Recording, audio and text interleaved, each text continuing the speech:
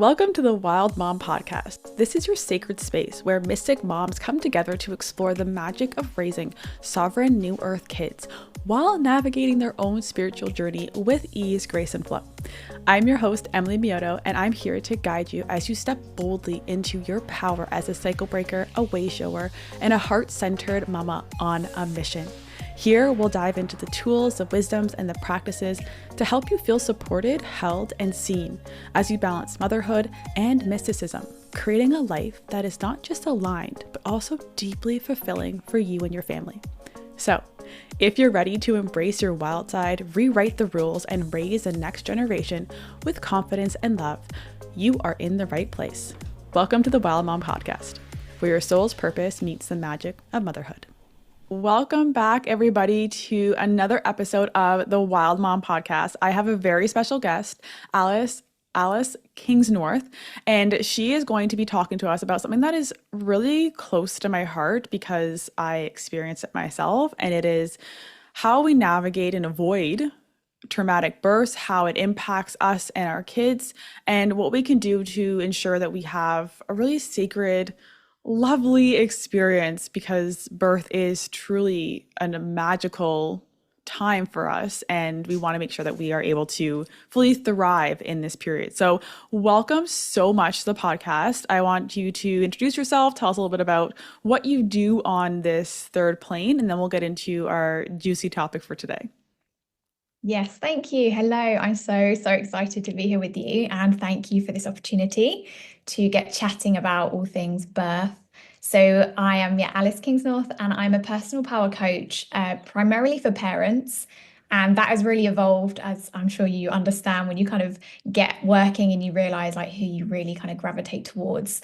And I've realized that all areas of my work. So I first started on kind of looking at shifting our careers and really kind of making it work for you and what you actually want for your future and your family life too.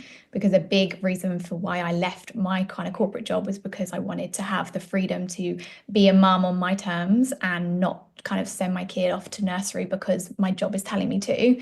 And then I kind of shifted more into relationships because I understood the impact that that has on your health and happiness as a parent, and then obviously on your kids. And so I still incorporate the career and relationships. And then because of what I'll be talking about today, I have brought in a really, really important area of birth and how this really is actually the foundation of your parenthood journey. And if you can be really intentional about your birth experience and kind of, step out of the collective fear that is dominating this topic, you will have a much smoother parenthood ride for sure. So yeah, I'm really excited to speak all about this. So let's get right into it. How was your birth experience? Because usually when we're led to something as powerful as shifting our birth experience, usually it comes with our own navigation that maybe didn't go as planned. So what was your birth experience like? Yeah, so I've got two little boys. One is almost 1 in a couple of weeks, and the other one is almost 4 in March. And I'm from London, so I gave birth with my first son in London. I had every intention. I did all the kind of right steps that the majority of women do that I come across anyway. I did the hypnobirthing course. I really did the visualization practice, breathing practice, positive mindset. I really thought I was prepared, and I really realized I really wasn't. I was missing the most important part, and that was the connection to my personal power and like completely trusting myself. So I went into labor naturally on day 9 post my due date, which again is very typical. I think 10 days is the average in the UK anyway, that you're going to be over your due date. And then my waters broke all over my sofa at home. And obviously I was excited. I was like, yes, this means we're progressing. And I had been having contractions since 5 a.m. that morning, and it was now like 8 p.m. So I felt like, okay, now we can go to hospital. And I didn't have a car. So we knew that my husband and I would have to get a taxi. So that kind of logistically meant like, let's just get everything together and go. And I don't want to come back type thing. So we got to hospital and I was super calm. My breathing was incredible. I could manage, obviously it was intense, but I could manage fine. And I think because I was so calm, and obviously being a first-time mum, I was kind of dismissed as, oh no, you're definitely nowhere near giving birth. So they kind of said like, if I'll do an internal check or you just go home. And I really didn't want an internal check. And to be honest, I was kind of the fear got to me about the internal checks because there's so many pros and cons, but it was more the cons of, you're going to get your increased likelihood of infection and all these things that I was just like, nope, I don't want it. But it was my decision was coming from a place of fear. And that's where I've changed my mindset around this a lot as well. So the midwife was like, well, you can go home then. And I was like, well, what do you mean? Because I'm in active labor. I'm literally having contractions every 2 minutes. You can see it. They didn't ask me any questions about how active I was in terms of my contractions or even that my waters had broken already. And they just said, no, if you're going to give birth, just call an ambulance. And I was like, well, I don't want that. So I said, I gave in to the internal check, and I did say, like, please don't rummage around or like poke me too hard type thing, because I know that they can do that sweep and stretch at the same time.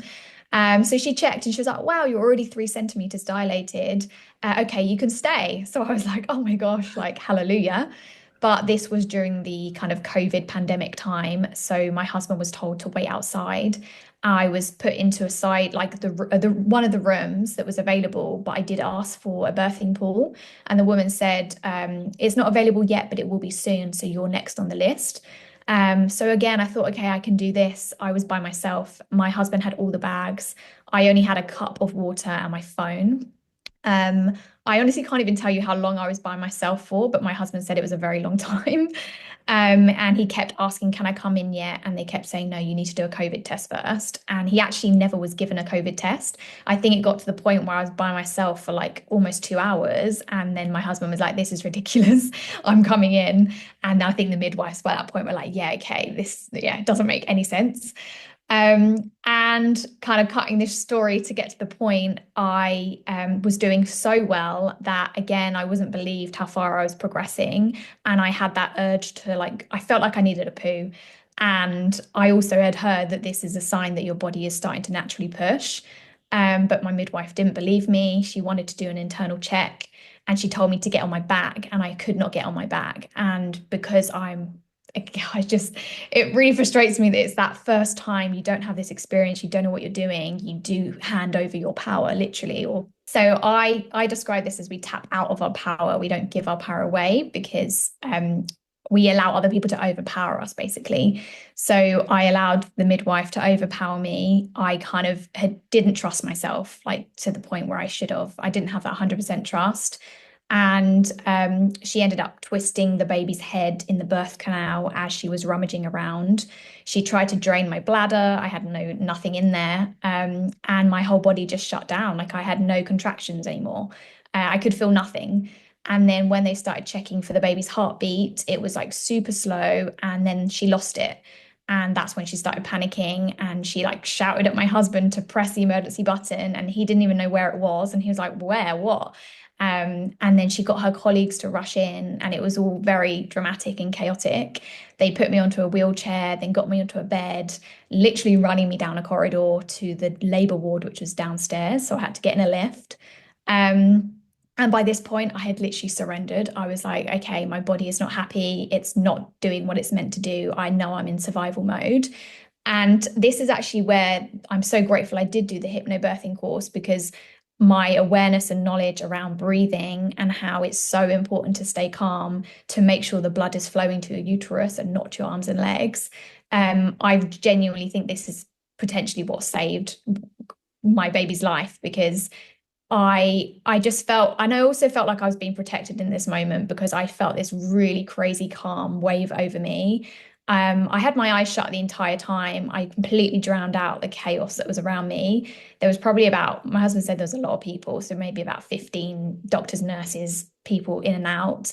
And the doctor did read my notes, which the midwives refused to do, which I'm not sure why. And the doctor gave me a lot of confidence, and he was like, okay, he did check me and he said, you're 10 centimeters. And I was like, well, kind of, I know that because my body was obviously ready to push.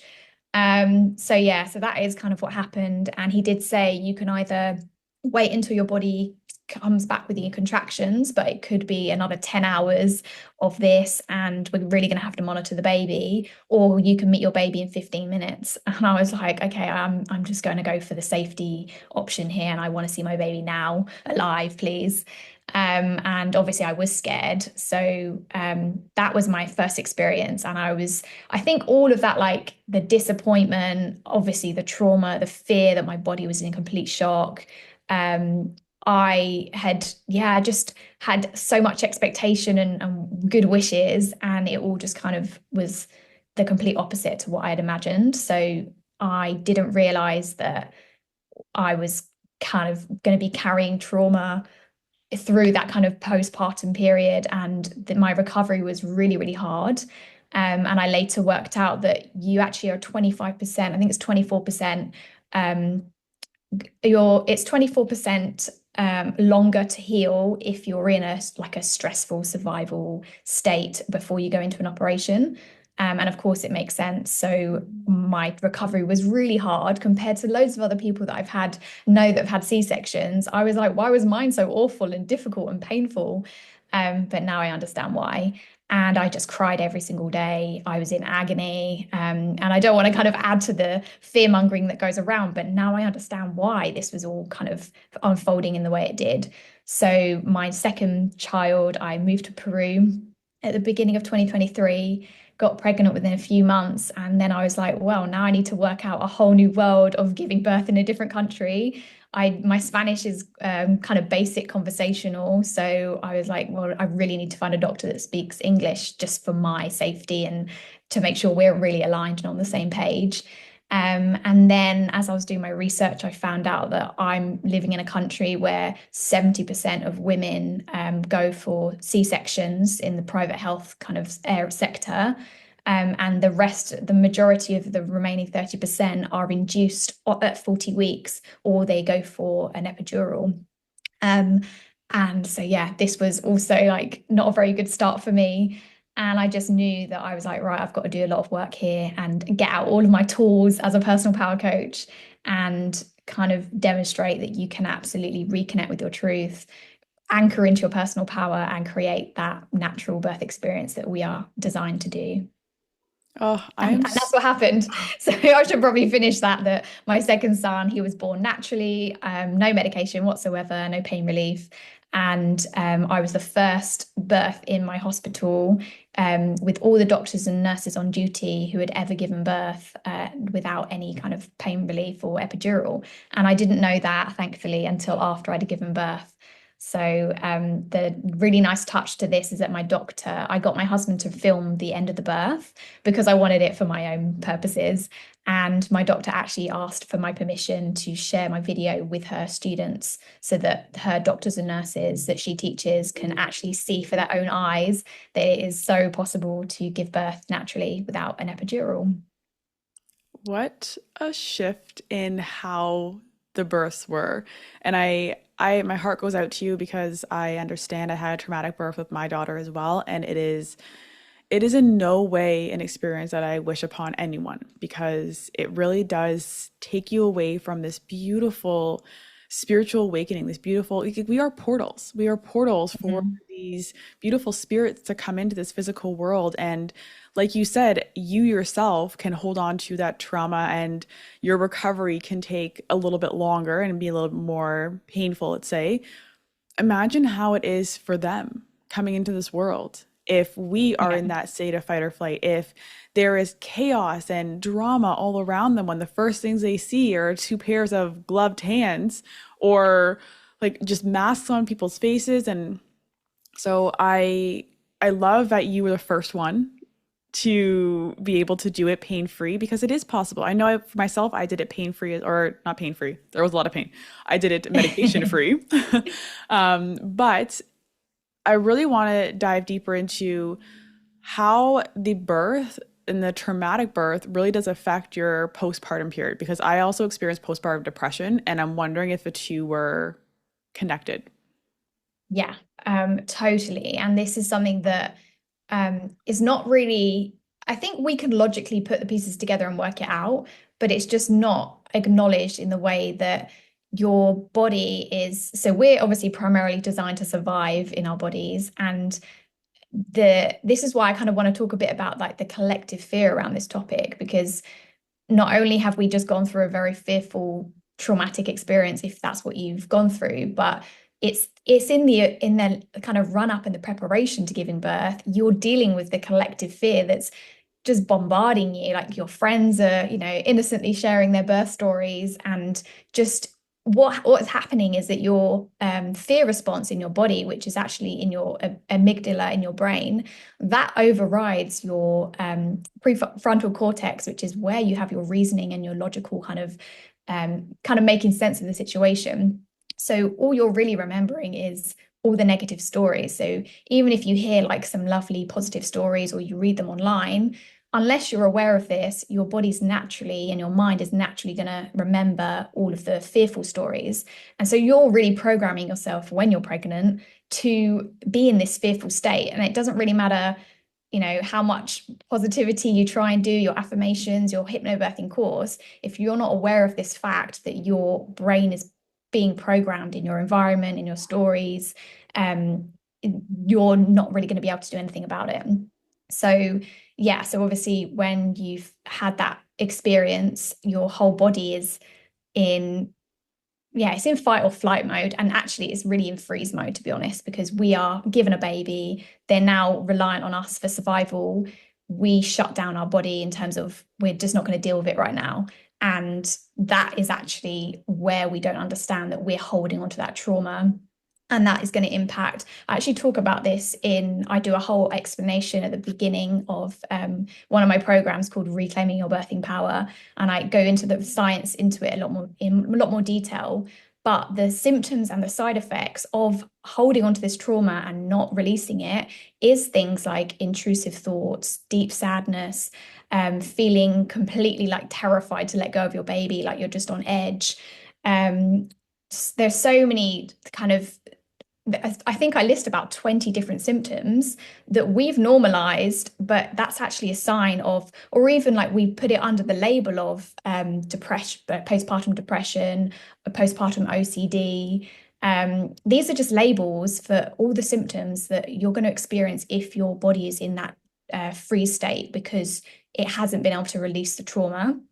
And when I was learning about kind of trauma and how to release it, we are naturally designed to go through an experience like this, but then our body knows how to release the trauma. But because we don't know what we're doing and we kind of think that there's something wrong with us, we actually are blocking our response to release the trauma. So things like crying, like you probably feel like, oh, I can't cry now, or you feel ashamed for crying. And again, this comes back to programming, like, don't cry, big girls don't cry, boys don't cry, that kind of thing.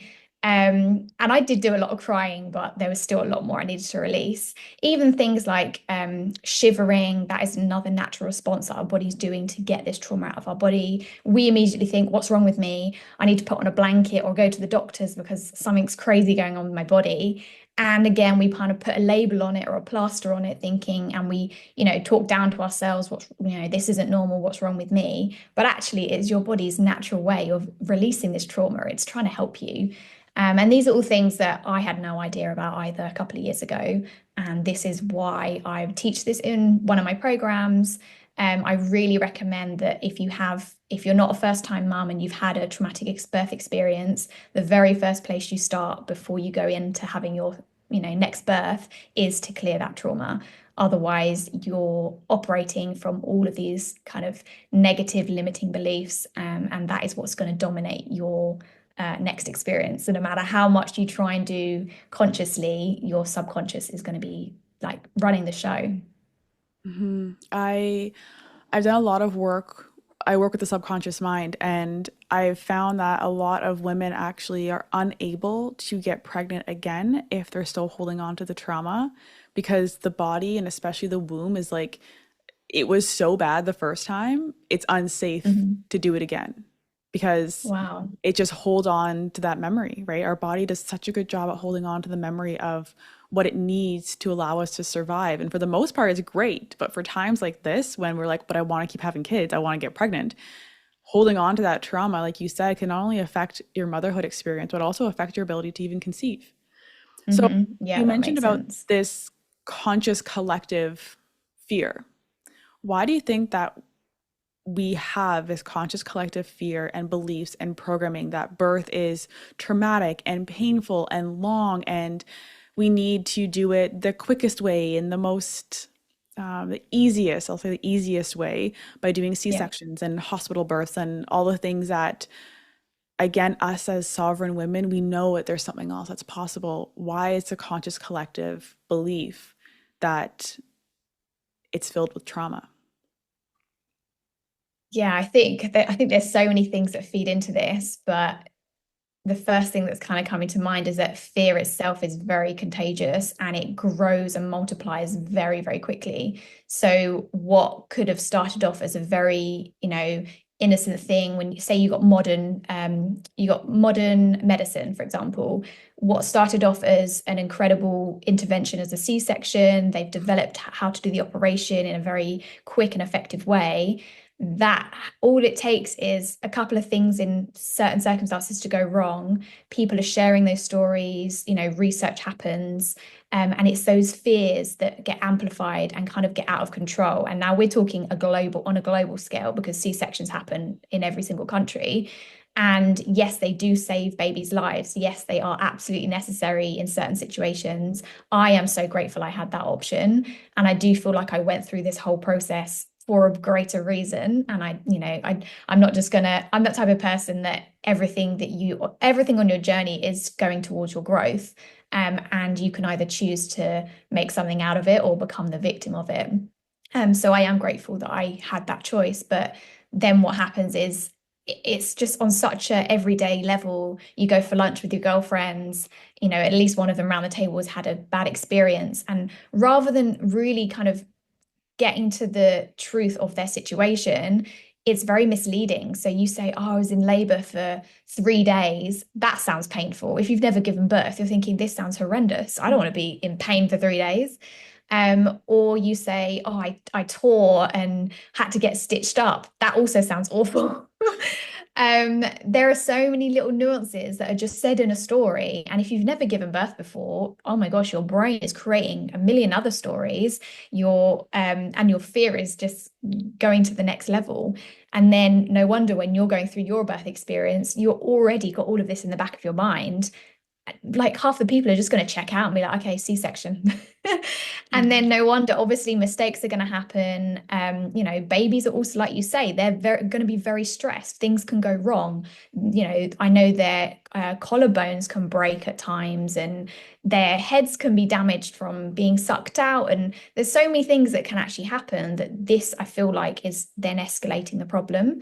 Whereas if we all just go back to the truth of who we are, how powerful we are, that we are so incredibly designed to birth our baby. And I also don't believe that you can birth a baby that's too big for your body. I think that is a very big scaremongering thing that's kind of got out of control as well.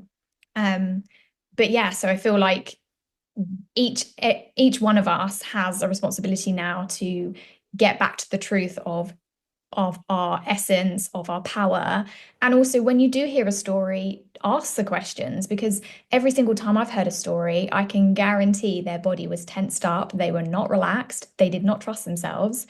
And I'm yet to come across a story where the person was 100% in their power, 100% relaxed, knew exactly what they were doing with their breathing, knew exactly how to drown out the environment around them, and then still go on to have a traumatic birth. I've not heard that story because that doesn't exist yet. Like, I would love to come across one. And I've read hundreds and hundreds of different stories in different kind of groups online, and obviously spoken to loads of people.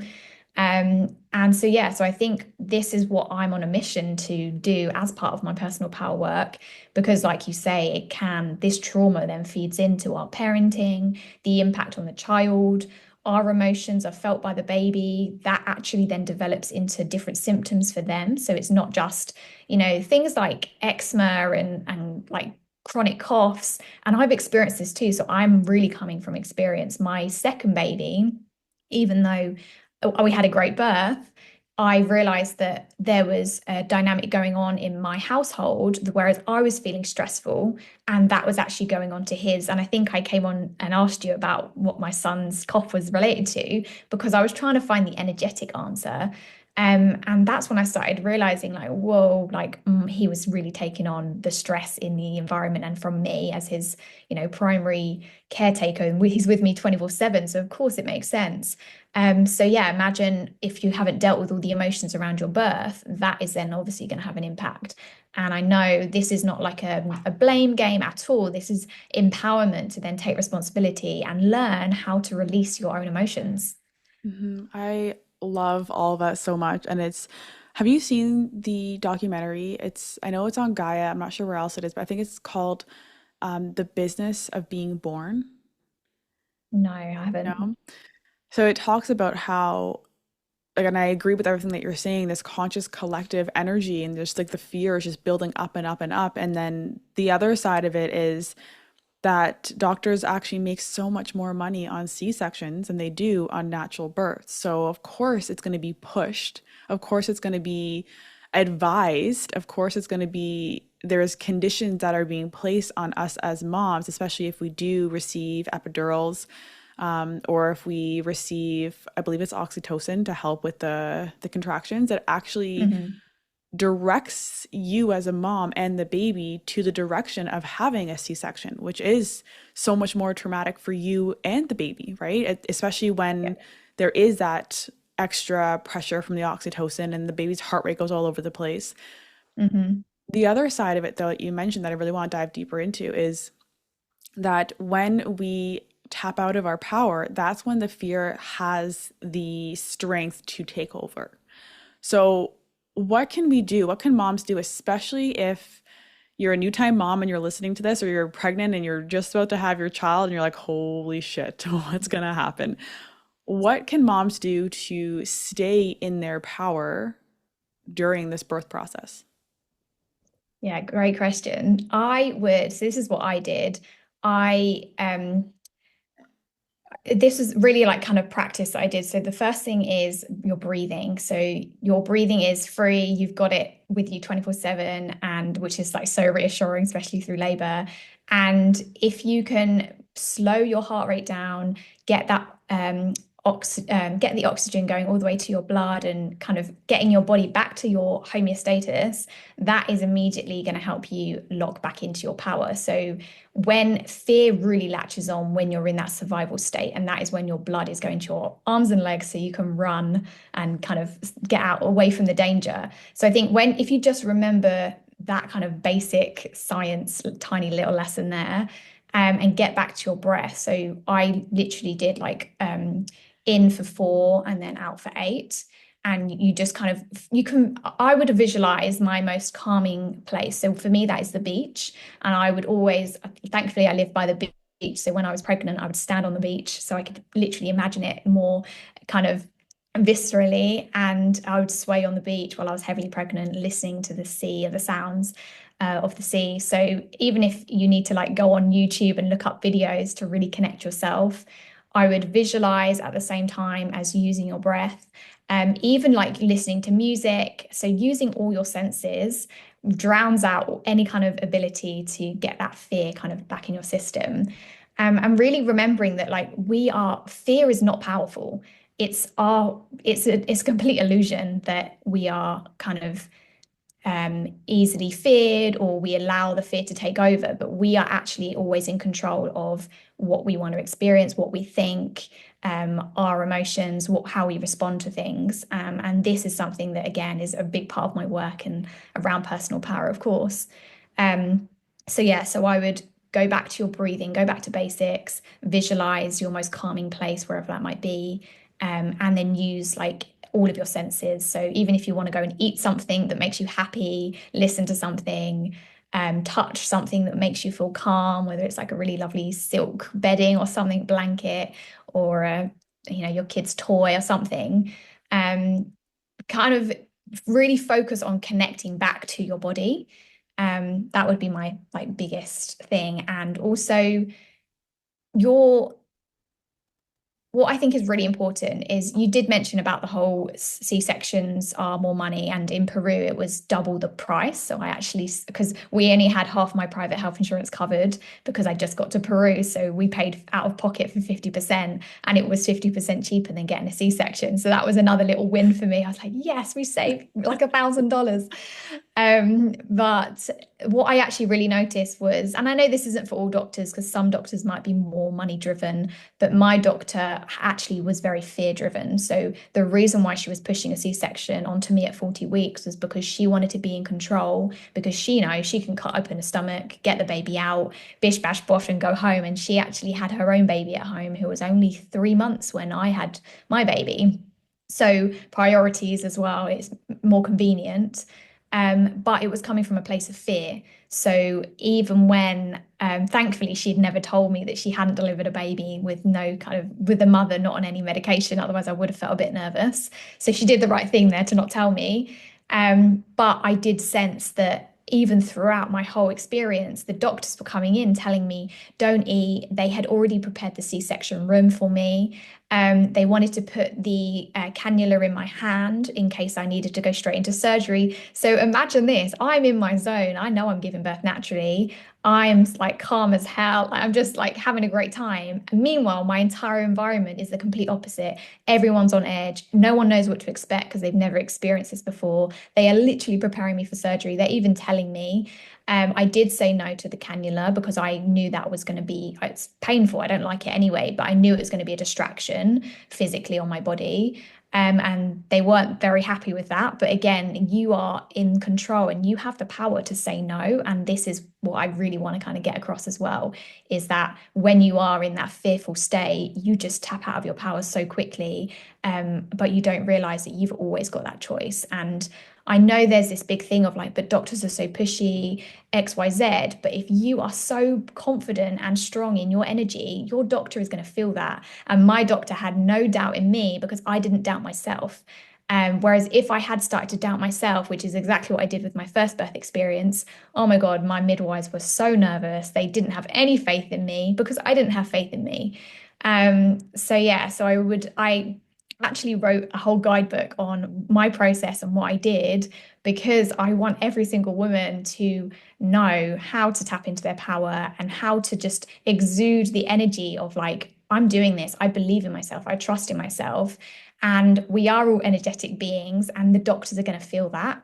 And so often, the reason why doctors are pushing is because they're scared and they're just like, well, I can't have a baby that dies on my books. So you're going to listen to me because you clearly don't know what you're doing. And yeah, that's, I feel like, is how things kind of get out of control. And we have all, even the stories of like, oh, but you don't know what it's like giving birth in hospital. Well, now I do. I have a very good idea in a different country where they really push C-sections and epidurals. So I feel like my experience is a really good story to debunk all the myths, and kind of teach you how to get back into your power. I loved what you said about when you're in your power, then the doctors feel it, because I think that's one of the reasons why, and probably for myself as well, it was I tapped out of my power because my daughter's heart rate went way down, like in the last like 2 minutes. And so they quickly like took her out. I ended up getting cut too, which was a painful recovery. And they quickly were like, okay, cut the umbilical cord, take her away. And it was, okay, they know more than me. But if I had just stayed in my power, I would have realized that she was fine. She was completely okay. There was no need to cut the umbilical cord. There was no need to. They ended up telling me it was procedured that she had to go to the hospital after because I had a home birth. That if her heart rate Okay. stopped breathing, she had to go straight to the hospital. And I disagreed. Or so I just agreed and I just let them take her away. And I wish that I had just stayed in my power to say, no, she's okay. She's breathing. Bring her back to me. Allow me to hold my child. Mhm. And so I think that the staying in your power is so important because yes, doctors have been doing this. They've had many births, but they don't know your body like you do. They don't know your Mhm. child like you do. They don't know your power like you do. And if you can just stay in that, then everything is going to shift around you to have things work in your favor in the highest and best way because you were in your power. You're no longer in that, like you said, that fear-based place where everyone else will make decisions for you because they're living out of fear as well, because they're going to feed off of your energy. So I Yeah. know you have your guidebook. What is it called? Because I want to make sure that we get that out there. It's called the Powerful Birth Guidebook. I've actually got printed copies now. Oh, I This love is that. the if you can see on the video, obviously not everyone's watching video.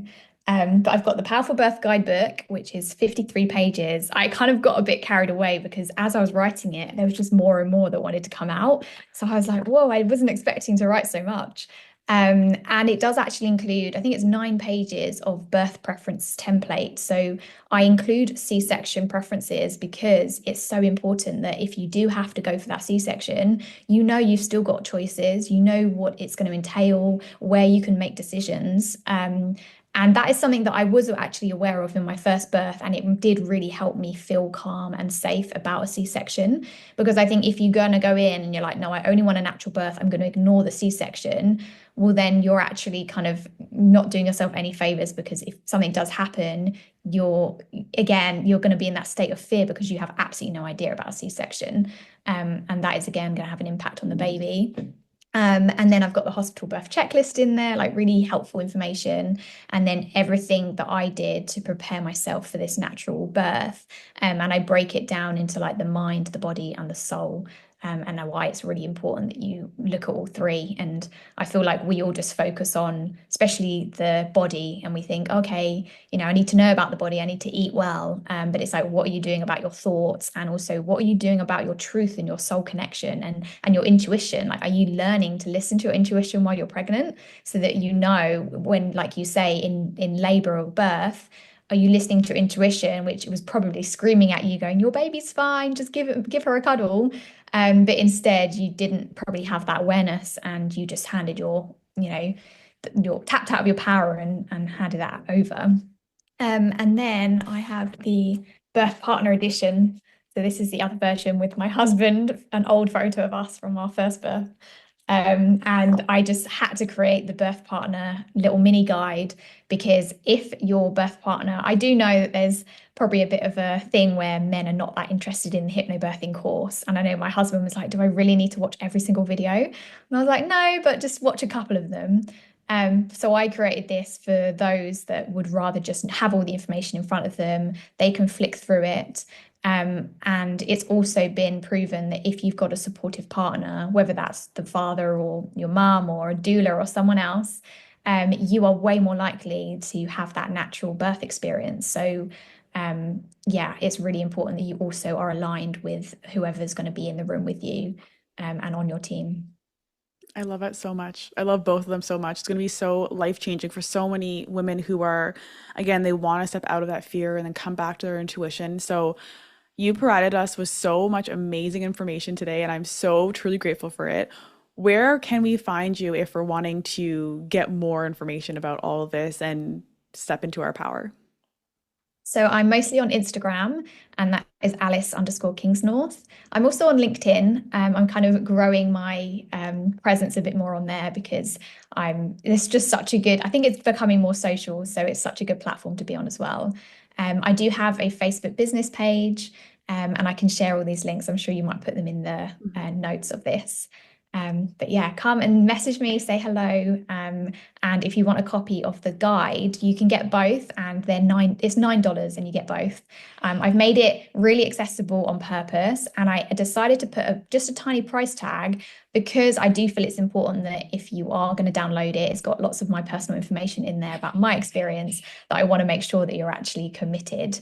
Because I feel like sometimes with a freebie, people don't really see the value, or they're just downloading it. And I really want to make sure that the people who want this are really going to use it properly. But yeah, thank you so much as well for this amazing kind of nourishing chat. It's kind of got me fired up again. So thank you. Good. I'm so glad. I'm so grateful for everything that you provided for us today. So, again, I'll add all the links to get to know Alice more and to get into her world and get her guide. And again, thank you so much for being on the Wild Mom podcast. Thanks, Bye. Emily. Speak soon.